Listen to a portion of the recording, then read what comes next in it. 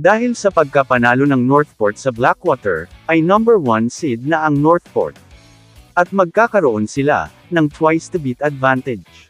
Maaaring ang SMB ang kanilang makalaban sa playoffs. Ang SMB, Magnolia, at NLEX ay kasalukuyang pinag-aagawan ang 8th spot bago humarap sa Batang Pier.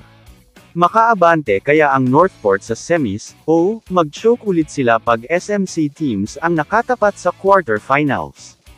Ang Beermen ay nasa ika-8 pwesto na may markang 5-6 na panalo-talo.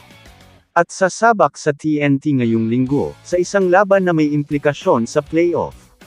Para maisakatuparan ang quarterfinal series na iyon, kailangan talunin ng San Miguel ang TNT, at umaasa sa pagkatalo mula sa NLEX, at Magnolia, sa natitirang bahagi ng laro. Kung mangyayari iyon, ang Northport, isang koponan na puro bata at mahuhusay ngayong komperensya, ay lalaban sa San Miguel ang reigning champion ng Commissioner's Cup. Inaasahang magiging maganda ang agawan para sa ika-8 pwesto.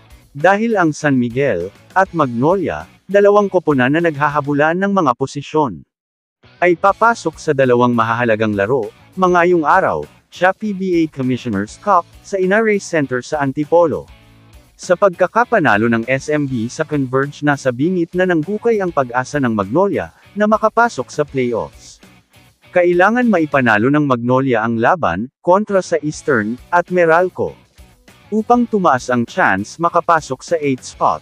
Ngunit hindi magiging madali dahil naghahabol din ng panalo, ang dalawang team na makakalaban nila. Susunod nga na kalaban ng SMB ay ang TNT, na kailangan nilang maipanalo.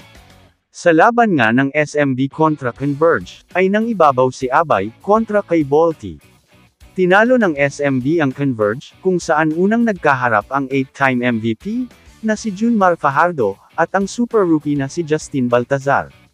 Nagtala si The Kraken ng 19 points, at 14 rebounds. Habang si Balti naman, ay may 13 points, at 12 rebounds. Hindi naman nakapaglaro ang tandem ni Balti, na si Justin Arana. Dahil sa injury, na naging dahilan para lamunin ni Junmar, ang depensa ni Balti.